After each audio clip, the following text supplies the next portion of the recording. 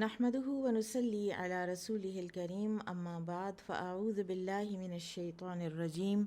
بسم الله الرحمن الرحيم رب اشرح لي صدري ويسر لي امري واحلل عقدة من لساني يفقهوا قولي رب زدني علما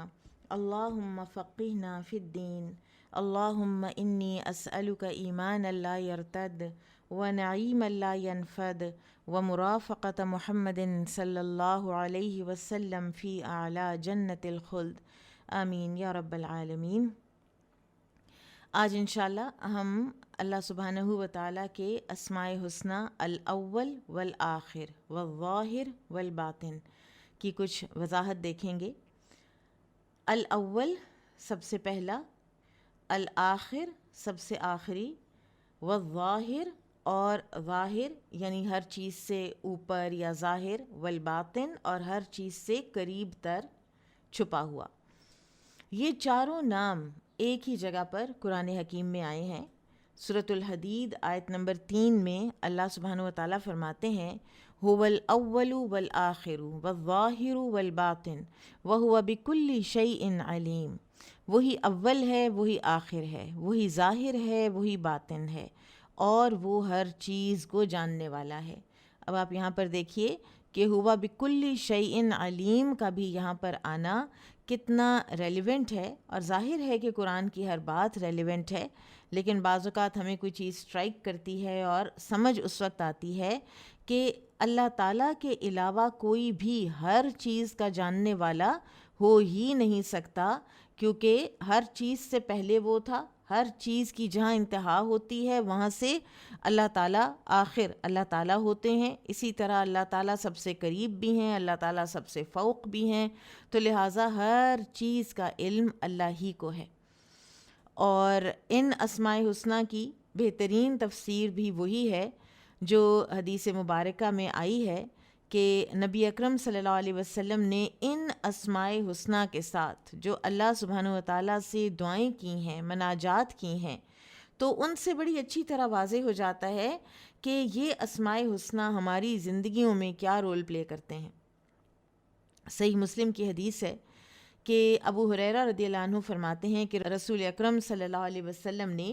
ہمیں یہ حکم دے رکھا تھا کہ جب ہم بستروں پر جائیں تو کہیں کہ اللہم انت الاول فلیس قبلک شیء وانت الآخر فلیس بعدک شیء وانت الظاہر فلیس فوقک شیء وانت الباطن فلیس دونک شیء اقضی عنا الدین واغننا من الفقر۔ سبحان اللہ، مانگا کیا جا رہا ہے، کن ناموں کا واسطہ دے کر۔ اتنا ڈیپ فہم کوئی انسان خود سے تو حاصل کر ہی نہیں سکتا، اور باتیں ساری ہمارے اپنے فائدے کی ہیں کہ یوں پکارو اپنے رب کو اور یوں پکارو، اور اس طرح اس کے اسماء حسنی کو اپنی زندگیوں کو نفع بخش بنانے کے لیے استعمال کرو۔ اے اللہ، تو اول ہے، تجھ سے پہلے کوئی چیز نہیں، تو آخر ہے، تیرے بعد کوئی چیز نہیں، تو ظاہر ہے، تیرے اوپر کوئی چیز نہیں، تو باطن ہے، تیرے نیچے کوئی چیز نہیں۔ ہم سے ہمارا قرض ادا کر دے اور ہمیں فقر سے غنی کر دے۔ یہ قرضوں کی ادائیگی اور فقر سے غنا کی طرف یا غنی ہونے کی طرف لے جانا، یہ اللہ کے سوا کوئی نہیں کر سکتا۔ وہ اللہ جو اس ساری کائنات کو احاطہ کیے ہوئے ہے، ٹائم کے لحاظ سے بھی اول و آخر، اور مکان کے اعتبار سے بھی الظاہر والباطن، تو سارے وسائل اس کے ہاتھ میں ہیں، ہر چیز کا وہ علم رکھتا ہے۔ اس کے سوا کون ہے جو کسی قرضوں کے بوجھ تلے دبے ہوئے مسکین کی مدد کے لیے کوئی وسیلہ پیدا کر دے، چاہے وہ کسی انسان کے دل میں کوئی بات ڈال دے، چاہے وہ کوئی اور طریقہ کر دے۔ اور اس جامع دعا میں نبی صلی اللہ علیہ وسلم نے دراصل ان ناموں کا معنی واضح کیا ہے، ٹھیک ہے، اور بہت ہی اعلیٰ درجے کا یہ بیان ہے۔ جیسا میں نے ابھی آپ کو پہلے بھی بتایا کہ اللہ تعالیٰ کا یہ جو احاطہ ہے وہ زمانی بھی ہے اور مکانی بھی، اول و آخر زمانی احاطہ، ظاہر و باطن مکانی احاطہ، ٹھیک ہے۔ اب اللہ سبحانہ و تعالیٰ اول ہیں بلا ابتدا، اللہ کی کوئی ابتدا نہیں ہوئی ہے، ٹھیک ہے۔ اسی طرح سے اللہ سبحانہ و تعالیٰ آخر ہیں بلا انتہا، اللہ تعالیٰ کی کہیں کوئی انتہا ہے ہی نہیں، اور اس سے اللہ تعالیٰ کی کمال قدرت کا پتہ چلتا ہے۔ ہر چیز کی کریشن سے پہلے جب کچھ بھی نہیں تھا تو اللہ تعالیٰ تھا، ٹھیک ہے؟ اچھا، پھر یہ ہے کہ صرف اللہ تعالیٰ تھا، اللہ کے ساتھ بھی کوئی نہیں تھا، ٹھیک ہے؟ یا تو ہونا کہ کوئی انسان کہے کہ اللہ تعالیٰ تھے اور اللہ تعالیٰ اکیلے تھے لیکن ساتھ یہ مخلوق تھی۔ دیر واز اے ٹائم جب اللہ کے سوا کچھ تھا ہی نہیں، ٹھیک ہے؟ اس میں ایک وہ حدیث آتی ہے نا صحیح بخاری کی، عمران بن حسین رضی اللہ عنہما سے روایت ہے کہ نبی صلی اللہ علیہ وسلم نے فرمایا کان اللہ ولم یکن شیء غیرہ، اللہ تعالیٰ تھا اور اس کے ساتھ اور کوئی چیز نہیں تھی۔ وکان عرشہ علی الماء، اور اس کا عرش پانی پر تھا۔ وکتب فی الذکر کل شیء وخلق السماوات والارض، اور اس نے لکھ دیا ہر چیز کو اور اس نے پیدا کیا آسمانوں اور زمین کو۔ اللہ سبحانہ و تعالیٰ نے اس یونیورس کو جب پیدا کیا تو اس سے پہلے اللہ سبحانہ و تعالیٰ کے سوا اس ساری جو یہ کائنات ہے اور اس کے علاوہ جو کوئی بھی ڈائمینشنز ہیں ان میں اللہ کے سوا کوئی بھی نہیں تھا۔ پھر اسی طرح سے بلا انتہا ہے اللہ سبحانہ و تعالیٰ، جیسا کہ میں آپ کو اصل میں سورہ نور کی ایک آیت جو ہے، اچھا یہ ہے آیت نمبر 39 سورہ نور، والذین کفروا اعمالہم کسراب بقیعۃ، جن لوگوں نے کفر کیا ان کے اعمال ایسے ہیں کہ جیسے سراب، کسی میدان میں، جیسے ریگستان میں آپ کو دور سے پانی نظر آتا ہے لیکن دراصل وہ ریت ہی ہوتی ہے۔ یحسبہ الظمآن ماء، اور ایک پیاسا سمجھتا ہے کہ یہ تو پانی ہے۔ حتیٰ اذا جاءہ، یہاں تک کہ جب وہ اس تک پہنچتا ہے، یعنی وہ اپنے سفر کی انتہا کر لیتا ہے اور سمجھتا ہے کہ وہ منزل تک پہنچ گیا ہے، لم یجدہ شیئا، وہاں تو کچھ بھی نہیں ہوتا، اور وہاں کون ہوتا ہے؟ ووجد اللہ عندہ فوفاہ حسابہ، اور وہ پاتا ہے وہاں پر اللہ کو، اور اللہ تعالیٰ پھر اس کا حساب اس کو پورا پورا دے دے گا۔ واللہ سریع الحساب، اور اللہ تعالیٰ بہت جلد ہے حساب دینے میں۔ آپ یہاں پر دیکھیے ووجد اللہ عندہ، ہر چیز کی جہاں انسان سمجھتا ہے نا کہ اب انتہا ہے، اب ختم ہے، اب ڈیڈ اینڈ ہے، وہاں پہ کون ہے؟ وہاں پہ اللہ تعالیٰ ہے، اس لیے کہ وہ آخر ہے۔ اور پھر جہاں جہاں کسی بھی چیز کی انتہا ہے وہاں اللہ تعالیٰ موجود ہیں، اور اللہ تعالیٰ اس لحاظ سے آخر ہیں کہ ان کی کوئی یعنی انتہا ہے ہی نہیں۔ اللہ تعالیٰ کی انفینٹ وہ جو ہے یہ جو اللہ تعالیٰ کا آخر ہونے کی صفت ہے یہ انفینٹ ہے، ٹھیک ہے؟ تو جب کچھ نہیں تھا تو بھی اللہ تھا، جب کچھ نہیں ہوگا تو بھی اللہ تعالیٰ ہوں گے، جیسا کہ سورہ الرحمن میں بھی آتا ہے کل من علیہا فان ویبقى وجہ ربک ذو الجلال والاکرام، ہر چیز جو ہے اس زمین پر وہ فنا ہونے والی ہے اور باقی رہے گا تیرے رب ذو الجلال والاکرام کا نام۔ پھر اسی طرح سے قرآن میں ایک اور جگہ پر آتا ہے وَأَنَّ إِلَىٰ رَبِّكَ الْمُنْتَهَىٰ، سورہ النجم میں، اور یہ کہ تیرے رب کی طرف انتہا ہے، یعنی انسان کی انتہا ہوتی ہے لیکن اللہ تعالیٰ کی انتہا کوئی نہیں ہے۔ پھر اسی طرح سے ایک اور جگہ پہ آتا ہے قرآن میں کُلُّ شَيْءٍ هَالِكٌ إِلَّا وَجْهَهُ، ہر چیز ہلاک ہونے والی ہے سوائے اس کے چہرے کے، سوائے اس کی ذات کے۔ سو اللہ سبحانہ و تعالیٰ الاول ہے، وہ ابتدا کرتا ہے، کائنات کی ہر چیز کا آغاز اس نے کیا ہے، ٹھیک ہے؟ تو یہ چیز، یہ احساس کہ کائنات کی ہر چیز کا آغاز اس نے کیا ہے، یہ چیز تقاضا کرتی ہے کہ عبادت صرف اسی کی جائے، یعنی الاول ہونا یہ تقاضا کرتا ہے کہ ہم یہ جو ایک اور چیز بھی ذہن میں آ رہی ہے کہ یہ جو ہم آرگیومنٹ آف فرسٹ کاز ہے، جس سے کہ پھر سائنسدان جو ہیں وہ اتنے بیفل ہوتے ہیں اور پھر ایسی ایسی بات کرتے ہیں کہ انسان حیران رہ جاتا ہے کہ کیا ان کے دلائل بالکل ہی ختم ہو گئے ہیں۔ وہ کہتے ہیں کہ ہمیں ہر چیز کا دیکھنا ہے کہ کس نے کس کو بنایا، کس نے کس کو بنایا، تو پھر ایک اینڈ پہ جا کے تو ہم کہتے ہیں کہ کائنات کس نے بنائی۔ تو اب یا تو ہم یہ کہیں گے کہ کائنات کو اللہ نے بنایا، تو پھر ہمارا نیکسٹ کوسچن ہوگا کہ اللہ کو کس نے بنایا، تو لہٰذا ہمیں وہ تو پتہ چل نہیں سکتا، تو ہم ایک سٹیپ سیو کرتے ہیں اور ہم کہتے ہیں کہ کائنات خود سے بن گئی ہے، ٹھیک ہے؟ تو بجائے اس کے کہ وہاں پہ جا کے انسان اپنی عقل کے گھوڑے دوڑانے بند کرے اور انسان یہ اس بات کو یقینی طور پر سمجھ لے کہ اللہ الاول ہیں، لم یلد ولم یولد، اللہ تعالیٰ کا کوئی خالق نہیں ہے، اللہ تعالیٰ کسی کی نعوذ باللہ مخلوق نہیں ہے، تو یہ چیز پھر تقاضا کرتی ہے کہ عبادت صرف اسی کی جائے۔ اور یہ فرسٹ کاز کے آرگیومنٹس اور اس طرح کی جو چیزیں انسان کو ایتھیزم اور ایگنوسٹسزم کی طرف لے کر جاتی ہیں، تو ان سب کو یہ آیت جو ہے یہ رد کرتی ہے۔ اسی لیے آپ دیکھیں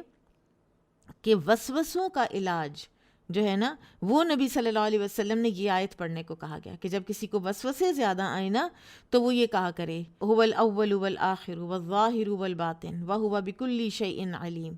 تو وسوسے ختم ہو جائیں گے۔ وہ جو شیطان دل کے اندر سوالات در سوالات ڈالتا چلا جاتا ہے نا کہ اس کو کس نے بنایا اور اس کو کس نے بنایا، وہ یہاں ختم ہوتے ہیں۔ اور اب دیکھیے کہ اللہ کے کلام میں کیسی کیسی حکمت ہے اور کیسی کیسی برکتیں ہیں کہ آپ یہ پڑھیں گے اور آپ کے وسوسے دور ہو جائیں گے، کیونکہ شیطان تو صرف وسوسہ ہی ڈال سکتا ہے، اور کنوکشن اور دلیل والی ٹھوس بات اللہ سبحانہ وتعالیٰ کے کلام میں ہمیں ملتی ہے۔ پھر یہ ہے کہ اللہ سبحانہ وتعالیٰ اسباب سے خالی اول ہے، یعنی ہم کبھی بھی یہ نہیں کہیں گے کہ اللہ تعالیٰ کسی وسیلے سے خود نعوذ باللہ وجود میں آئے۔ کسی بھی وسیلے کے بغیر اللہ تعالیٰ خود مبتدی بالاحسان ہے، یعنی احسان کے لیول پر اللہ تعالیٰ خود جو ہیں وہ موجود ہیں اور کسی بھی وسیلے کے بغیر ہیں۔ پھر اسی طرح آپ دیکھیے کہ سورۃ الکہف میں اللہ سبحانہ وتعالیٰ فرماتے ہیں ما اشہدتہم خلق السماوات والارض، میں نے ان کو حاضر نہیں کیا جب میں تخلیق کر رہا تھا آسمانوں کی اور زمین کی، یہ تو موجود نہیں تھے، صرف وہ ہستی جو الاول ہے وہی موجود رہے گی۔ پھر آپ دیکھیے کہ جب فرعون نے موسیٰ علیہ السلام سے پوچھا تھا کہ کون ہے تمہارا رب، تو انہوں نے کہا تھا الذی اعطی کل شیء خلقہ ثم ہدی، وہ ہستی جس نے ہر چیز کو اس کی خلق دی، اس کے انسٹنکٹس دیے، پھر اس کو ہدایت بھی دی، یعنی اس کو زندہ رہنے کا طریقہ بھی بتایا، ہر طرح کی ہدایت، زندہ رہنے کا طریقہ، کیا تم نے کھانا ہے، کیا تم نے نہیں کھانا، تمہارا چلنے کا طریقہ کیا ہوگا، سردیوں میں تم نے کیا کرنا ہے، گرمیوں میں تم نے کیا کرنا ہے، اللہ تعالیٰ نے جانوروں تک کو بتایا ہوا ہے۔ تو یہ اس کے الاول ہونے کی بہت بڑی مینیفیسٹیشن ہے۔ پھر اسی طرح سے الاول میں یہ بات بھی آتی ہے کہ اللہ تعالیٰ کو تو کسی وسیلے کی ضرورت ہی نہیں ہے، تو وہ بغیر وسیلے کے اگر ان سارے جانوروں کو اور ان ساری دنیا کی ہر نیچر کی فورسز کو، ہواؤں کو، پانی کو، گریوٹی کو، ہر چیز کو بتا سکتا ہے کہ تم نے کتنی کتنی فورسفلی اپنے اپنے کام اس دنیا میں کرنے ہیں، تو کیا وہ اللہ وہ بغیر وسائل کے ہماری دعائیں نہیں سن سکتا؟ تو اللہ تعالیٰ کا شکر ادا کریں کہ جس نے نعمتوں کی ابتدا کی۔ آج اگر ہم نعمتیں گننے بیٹھیں تو ایک تو یہ کہ ہم ان کو شمار کر ہی نہیں سکتے، ٹھیک ہے؟ فار ایگزامپل اللہ تعالیٰ پانی نہ بناتے، اللہ تعالیٰ گریوٹی نہ بناتے، ٹھیک ہے؟ اللہ تعالیٰ موسم نہ بناتے، دن اور رات کا اختلاف نہ بناتے اور انسان کو بنا دیتے، اور یہ نعمتیں اگر نہ ہوتیں تو پھر ہم اس دنیا میں کس طرح زندہ رہتے، کتنی مشقت کے ساتھ زندہ رہتے اور کتنی کتنی نعمتوں سے محروم رہتے۔ تو اس لیے اللہ تعالیٰ کے الاول ہونے کا شکر کہ جس نے نعمتوں کی ابتدا کی۔ پھر اسی طرح الآخر کی تھوڑی سی بات پہلے بھی ہم نے کر لی، الذی لا انتہا لوجودہ، جس کے وجود کی کوئی انتہا نہیں، ٹھیک ہے؟ جو اول بھی ہو اور آخر بھی ہو، ٹھیک ہے؟ جو اول ہے ہر چیز کا اور آخر ہے ہر چیز کا، لیکن اس کا اپنا نہ کوئی اول ہے نہ کوئی آخر۔ اللہ تعالیٰ کی اپنی ابتدا و انتہا کوئی نہیں ہے، اور لیسا کمثلہ شیء، اس طرح کی کوئی ہستی کوئی اور ہے ہی نہیں۔ تو پھر ہمیں پتہ ہونا چاہیے کہ اسی کے قبضہ قدرت میں ہر چیز ہے۔ پھر آپ دیکھیے کہ اللہ تعالیٰ کے الظاہر اور الباطن ہونے کا بھی تھوڑا سا ہم احاطہ کر لیتے ہیں، اس کو دیکھ لیتے ہیں کہ اللہ تعالیٰ کی ظاہریت اور باطنیت یہ کیا ہیں؟ کہ اللہ تعالیٰ نے ایک تو ہر ظاہر و باطن کو گھیر رکھا ہے. کوئی آدمی پکار کے کوئی بات کہے یا چھپا کے بات کہے، اللہ تعالیٰ کے لیے بالکل ایک طرح سے ہے. کوئی انسان اگر اپنے دل میں کوئی راز چھپاتا ہے، اپنے سینے میں اس کو دفن کر کے رکھتا ہے، تو اللہ تعالیٰ کو وہ بھی پتہ ہے. اور کوئی انسان کسی چیز کو ظاہر کرتا ہے، کچھ لوگوں کو پتہ چلتی ہے بات، کچھ کو نہیں پتہ چلتی، کچھ کو ریالٹی کیسے نظر آتی ہے، کچھ کو ریالٹی کیسے نظر آتی ہے، لوگ کیا آسرائیاں کر رہے ہوتے ہیں اس چیز پر بھی جو سامنے صاف نظر آ رہی ہوتی ہے. لیکن اللہ تعالیٰ کو ہر چیز کا پتہ ہے، ہر چیز کی درست ریالٹی کا اللہ تعالیٰ کو پتہ ہے. وہ باطن ہے، وہ قریب ہے، وہ ظاہر ہے، وہ فوق ہے، وہ اوپر ہے. وَأَنْتَ الظَّاهِرُ فَلَيْسَ فَوْقَكَ شَيْءٌ وَأَنْتَ الْبَاطِنُ فَلَيْسَ دُونَكَ شَيْءٌ. اپنے ظہور کے ساتھ وہ ہر چیز پر بلند ہے، اور وہ ایسا اعلیٰ اور بالا ہے کہ اس کے اوپر کوئی چیز نہیں. وہ اپنے عرش پر مستوی ہے، اور عرش مخلوقات پر، اللہ تعالیٰ کی جتنی بھی مخلوقات ہیں ان پر چھت کی مانند ہے اور ان پر بلند ہے. اور اللہ تعالیٰ از دا کریٹر آف عرش آلسو. عرش کو بھی اللہ تعالیٰ ہی نے کریٹ کیا ہے، اور خود اللہ تعالیٰ عرش کے اوپر ہے. ٹھیک ہے، تو یہ اللہ کی ظاہریت ہے کہ وہ اوپر ہے اور ہر چیز پر بلند ہے. پھر اللہ تعالیٰ کی باطنیت یہ ہے کہ وہ ہر چیز کے قریب بھی ہے. بلندی جو ہے وہ اس کے قرب کی نفی نہیں کرتی، اس کے قرب کو نگیٹ نہیں کرتی. وہ اپنے علم کے ساتھ وَنَحْنُ أَقْرَبُ إِلَيْهِ مِنْ حَبْلِ الْوَرِيدِ،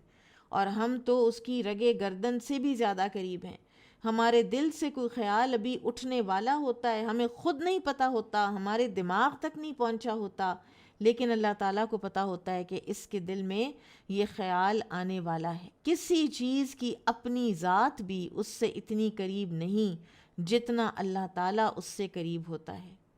اور اس سے ہمیں یہ دلیل ملتی ہے کہ اللہ تعالیٰ پوشیدہ باتوں پر بھی مطلع ہے، اور چیزوں کی باریکیوں اور خفیہ امور سے بھی آگاہ ہے. اب یہاں پر اگر آپ اللہ تعالیٰ کا ایک اور اسماء حسنہ یاد کر لیں، لطیف، باریک بین، اور پھر سٹل طریقے سے کاموں کو کرنے والا، حالات کو بڑے سٹل انداز سے چینج کرنے والا. یہ جو اللہ تعالیٰ کے نام ہیں نا سارے، یہ انٹر کنیکٹڈ بھی ہیں نا،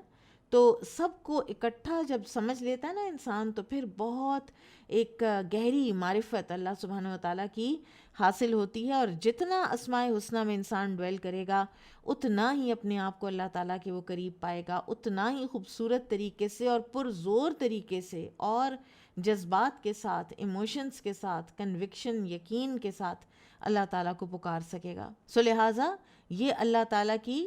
کمال قرب ہے کہ وہ عرش پر بلند ہونے کے باوجود اپنی مخلوق کے قریب تر ہے، انہیں گھیرے ہوئے ہے. اس سے کوئی بلندی چھپی ہوئی نہیں ہے، نہ ہی اس سے زمین چھپی ہوئی ہے، نہ اس سے ظاہر چھپا ہے، نہ ہی باطن چھپا ہے. ٹھیک ہے، اور باطن بھی اس کے لیے بالکل ظاہر کی طرح ہے، غیب اس کے لیے حاضر کی طرح ہے، دور اس کے لیے قریب کی طرح ہے، اور پوشیدہ اس کے لیے واضح کی طرح ہے. اور جب ایک انسان، ایک مسلمان ان اسماء حسنہ کی حقیقت کو پا لیتا ہے، اور ان کے لیے جو کمال عظمت اور جو اللہ تعالیٰ کی احاطہ کرنے کی صفت ہے اس کی معرفت حاصل کر لیتا ہے، تو لازماً انہی کے تقاضوں کے مطابق وہ اللہ تعالیٰ کے آگے جھک جائے گا اور وہ اللہ تعالیٰ کی بندگی اختیار کر لے گا. اللہ کی ہر شے پر اولیت کا عقیدہ، اور اس کا انسانوں پر فضل و احسان، اور ان کی ورائٹی فضل و احسانات کی، اور اسباب و وسائل پر اللہ تعالیٰ کی فوقیت ہونا، یعنی تمام اسباب و وسائل کا مالک اللہ کا ہونا، یہ یقین انسان کو اللہ کے سامنے جھکنے اور التجا کرنے پر آمادہ کرتا ہے، انسان کو غیر کی طرف بڑھنے، ان پر بھروسہ رکھنے کو منع کرتا ہے. آپ دیکھیں کہ ہمارے ہاں بہت سے ایسے عقائد در آئے ہیں کہ لوگ جو ان کو ماننے والے ہیں وہ عقیدہ توحید کو بلکہ غلط سمجھتے ہیں، وہ صرف اللہ کو پکارنا غلط سمجھتے ہیں. مجھے کل پرسوں کسی نے ایک پوسٹ بھیجی کہ جس کے اندر پورا ایک جو لیکچر تھا نا وہ لکھا ہوا تھا باقاعدہ، اور وہ یہ لیکچر تھا کہ یہ قرآن اور سنت ہی کو کیوں صرف مانا جائے، اور کہاں سے کہاں وہ بات لے گئے کہ اقبال کی خودی کا تصور کہیں قرآن اور سنت میں ہے، اور اگر آپ کہتے ہیں کہ نہیں ہے تو کیا پھر اقبال نے خودی کا تصور غلط دے دیا ہے؟ اور اس طرح کی جو انسان لوگوں کے ساتھ اگر بحث کرنے بیٹھے تو پھر بات جو ہے نا وہ بگڑتی ہے، یا اگر کوئی واقعی سمجھنے کی کے لیے کھلا دماغ لے کر بیٹھے تو اس سے تو کوئی مناظرہ کوئی مذاکرہ کیا جا سکتا ہے، لیکن بحث برائے بحث نہیں کی جا سکتی۔ تو ایک تو یہ ہے کہ علامہ اقبال رحمہ اللہ علیہ ہم ان کی بڑی عزت کرتے ہیں، لیکن بہرحال وہ رسول اور نبی تو نہیں تھے نا۔ ہر انسان کے اندر کوئی چیز ٹھیک بھی ہوتی ہے اور کوئی چیز ٹھیک نہیں بھی ہوتی۔ دوسرے اگر خودی کے تصور کو دیکھا جائے تو سارا تصور جو ہے وہ قرآن ہی سے لیا گیا ہے اور احادیث ہی سے لیا گیا ہے، کوئی وہ علیحدہ چیز نہیں ہے۔ تو یہ اس طرح کی لوگوں کے اندر گمراہیاں پیدا کرنا اور اس طرح کی پوسٹ کو وائرل کرنا، یہ اتنا بد عقیدہ اور ضعف عقیدہ کی یہ دراصل علامت ہے، اور یہ اللہ تعالیٰ کے اسماء حسنہ کی نگیشن ہے باقاعدہ۔ پھر اسی طرح سے کچھ دن پہلے ایک خاتون سے بات ہوئی تو انہوں نے کہا کہ عقیدہ تو وہی ہے جس پر ہم بلیو کرتے ہیں، اور ہم بلیو کرتے ہیں کہ اولیاء کرام زندہ ہیں، اور ہم بلیو کرتے ہیں کہ وہ ایک وقت پر دنیا میں پتہ نہیں 50 ہوتے ہیں کہ 70 ہوتے ہیں، اور اللہ تعالیٰ کے کام جو ہیں وہ ان کو ڈیلیگیٹ ہوئے ہوئے ہوتے ہیں، اور بارشیں برسانا، لوگوں کو رزق دینا، یہ سب وہی کر رہے ہوتے ہیں۔ تو آپ سوچئے کہ یہ بات کہاں تک پہنچتی ہے؟ کیا یہ شرک نہیں ہے؟ کیا یہ شرک کی ایک اعلیٰ درجے کی قسم نہیں ہے؟ اور امت مسلمہ جو ہے نا، یہ میں نے پہلے بھی بات کی تھی کہ سب سے زیادہ جو ڈیویٹ ہوئی ہے نا وہ اسماء و صفات میں ڈیویٹ ہوئی ہے۔ آپ دیکھیں کہ ہمیں کتنا خوبصورت طریقہ بتا دیا گیا ہے ڈائریکٹ اللہ سے دعا کرنے کا، کہ پہلے اللہ کی حمد و ثنا کی جائے، پھر درود پڑھا جائے، پھر اس کے بعد دعا مانگی جائے۔ قبولیت کی یقین ہو جانا چاہیے آپ کو اگر آپ دعا کے ان ایٹیکیٹس کو فالو کرتی ہیں تو۔ پھر اس کے بعد کسی غیر اللہ کو سمجھنا کہ اس کو وہ سارے کام ڈیلیگیٹ ہوئے ہیں، تو کتنی ہم زیادتی کرتے ہیں۔ جیسے اللہ تعالیٰ نے فرمایا نا خود ہی قرآن میں، ما قدر اللہ حق قدری ہی، کہ انہوں نے قدر ہی نہیں کی اللہ کی جیسا کہ حق تھا اس کی قدر کرنے کا۔ جب ہم اللہ کو اول و آخر ظاہر و باطن نہیں سمجھتے تبھی ہم اوروں کو بیچ میں شامل کرتے ہیں، اور جب سمجھ لیتے ہیں تو پھر یہ عقیدہ اور یہ یقین اس بات کا تقاضا کرتا ہے کہ انسان صرف اسباب پر ہی اعتماد نہ کرے، بلکہ جس اللہ سے مدد آتی ہے اور جو تمام اسباب کا اور وسائل کا مالک ہے اس کی طرف اپنی توجہ کرے۔ وسائل تو اس نے بنانے ہیں، ہم وسیلوں میں پھنس جاتے ہیں، اور پھر ہم ایسے وسائل بھی بنا لیتے ہیں کہ جو دراصل وسیلہ ہوتے ہی نہیں ہیں۔ اسی طرح اللہ تعالیٰ کی آخریت کی معرفت یہ تقاضا کرتی ہے کہ اللہ ہی بندے کی غرض و غایت بن جائے، اللہ کی جو ذات ہے وہ انسان کا مطلوب بن جائے۔ مجھے اپنی زندگی میں اللہ چاہیے، میں جہاں پہنچوں اپنی منزل پر میں وہاں پہنچوں تو اللہ مجھ سے راضی ہو، یہ نہیں کہ میں پیاسی پہنچوں اور اللہ تعالیٰ میرا حساب چکا دیں، میں ان میں سے نہیں ہونا چاہتی۔ وَأَنَّ إِلَىٰ رَبِّكَ الْمُنْتَهَىٰ، میری منتہا اللہ ہی کی طرف ہو، اس کے سوا کوئی میرا مرکز نہ ہو، کوئی میرا مقصد نہ ہو، اور اسباب کی طرف اس طرح میلان نہ ہو کہ اللہ کو چھوڑ کر اسباب کو اختیار کیا جائے، کیونکہ اسباب تو ختم ہو جانے والے ہیں اور آخریت کے اصول کے تحت یہ ختم ہو ہی جاتے ہیں۔ کل من علیہا فان، اور ان پر جو کوئی بھی اعتماد اور اعتقاد کرتا ہے وہ سب کے سب کمزور پڑ جانے والے ہیں۔ قرآن میں آتا ہے نا کہ یہ جو مشرکین ہیں انہوں نے جتنے بھی اپنے یہ بت بنا رکھے ہیں اور جو عقائد گھڑ رکھے ہیں ان کی کمزوری کا کیا عالم ہے، وہ بیت العنکبوت کے جیسے ہیں، وہ مکڑی کے جالے کے جیسے ہیں، اور ان اوہن البیوت لبیت العنکبوت، کہ سب سے جو کمزور ہے گھروں میں سے وہ مکڑی کا گھر ہوتا ہے۔ تو جب ہم اللہ کو چھوڑ کر یہ وسائل کا جالا اپنے گرد بنتے ہیں تو وہ اس کے اندر ہم خود ہی ہلاک ہوتے ہیں۔ آپ نے کبھی مکڑی دیکھی ہے کہ اس کے اندر خود ہی گھٹ کے وہ مر جاتی ہے، اپنے جال کے اندر مری پڑی ہوتی ہے، نکل نہیں پاتی پھر اس کے اندر سے؟ یہ ہمارا حال ہوتا ہے، پھر ہم اللہ تعالیٰ سے اتنے دور ہو جاتے ہیں۔ اللہ نہ کرے کہ ہم میں سے کسی پر بھی یہ وقت آئے۔ تو ہمیشہ جو اللہ ہمیشہ رہنے والا باقی و دائم ہے، اس کے ساتھ تعلق قائم کریں جس کے ساتھ تعلق کبھی ختم ہونا ہی نہیں ہے، اس آخر اللہ کے ساتھ تعلق جو کہ زندہ رہنے والا ہے، مرتا نہیں، جو باقی ہے، ٹلتا نہیں، اور یہی تعلق سب سے درست اور صحیح تعلق ہے۔ پھر اسی طرح اس کی ظاہریت کی معرفت اور یہ پہچان کہ وہ اپنے بندوں کے اوپر ہے، ان کے امور کا مدبر ہے، ان کے اعمال اس کی طرف چڑھتے ہیں۔ سبحان اللہ، آپ ذرا سوچئے ان چیزوں کے اوپر کہ اللہ اپنے بندوں کے اوپر ہے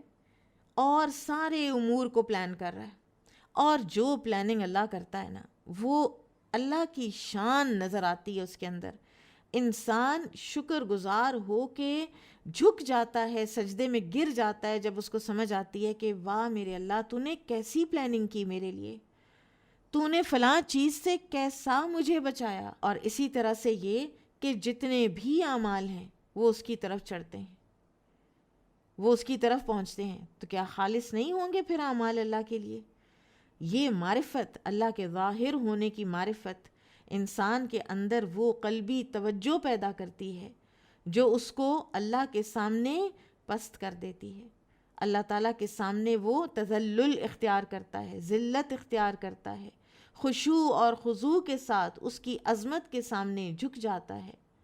اور اس وحدہ لا شریک کے سامنے گڑ گڑانے کا جذبہ اس کے اندر پیدا ہوتا ہے، جیسا کہ سورۃ الحج میں آتا ہے نا، ذالک بأن اللہ هو الحق وأن ما يدعون من دونه هو الباطل وأن اللہ هو العلی الکبیر۔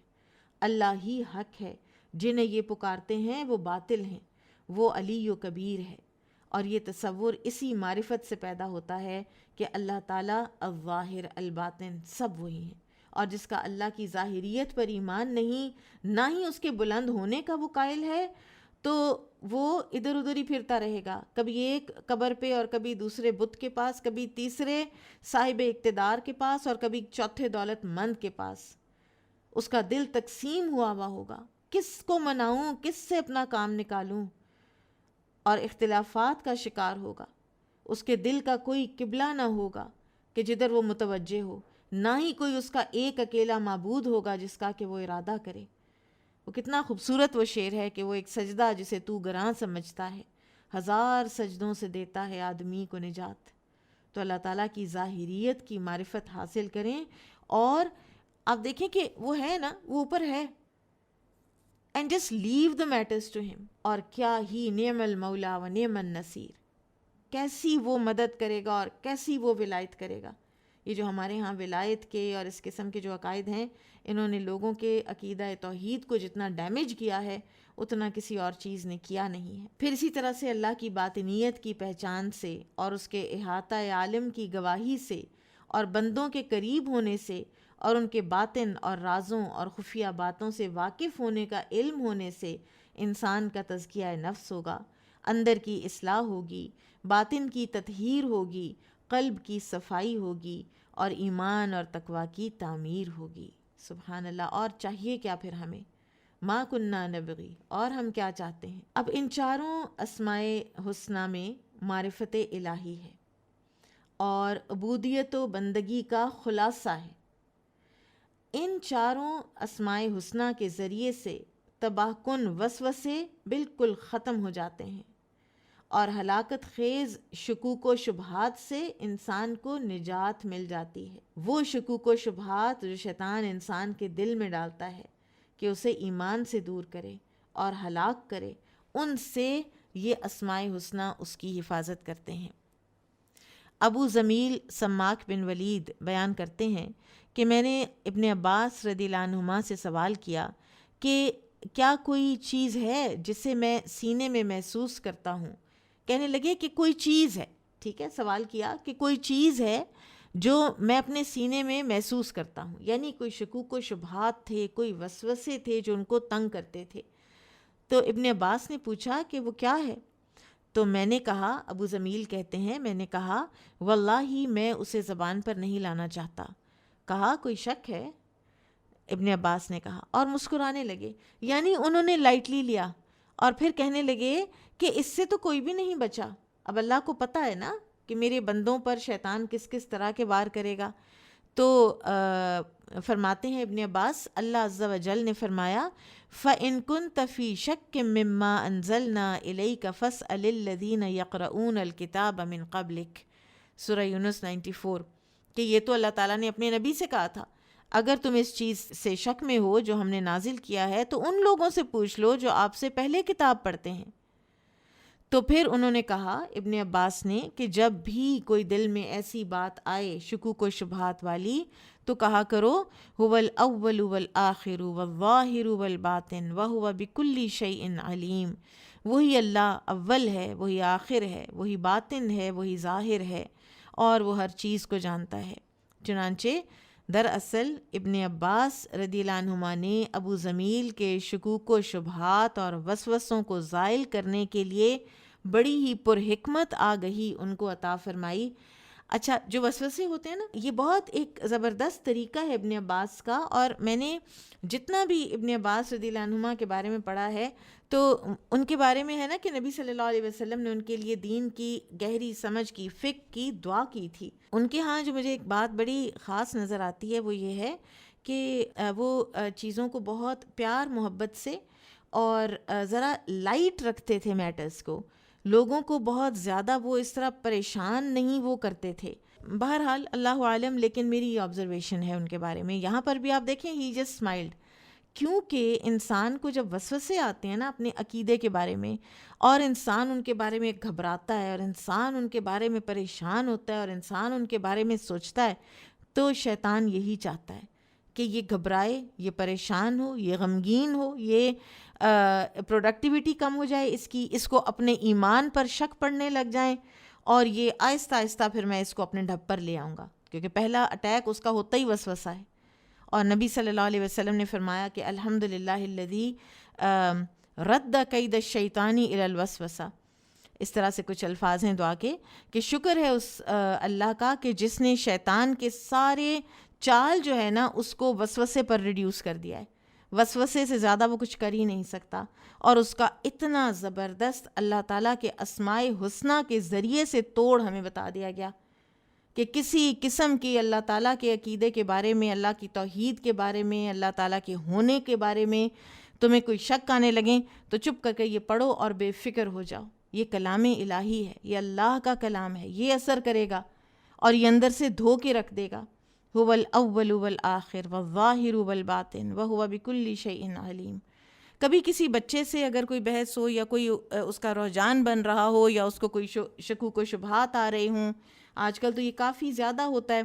اور اگر وہ پریشان خود بھی ہو رہا ہو تو آپ زیادہ بحث مباحثہ نہ کریں، آپ زیادہ لڑائی جھگڑا نہ کریں اس کے ساتھ، آپ بھی اس کو یہ پڑھنے کو دیں، اس کو یہ پڑھنے کو کہیں، اور انشاءاللہ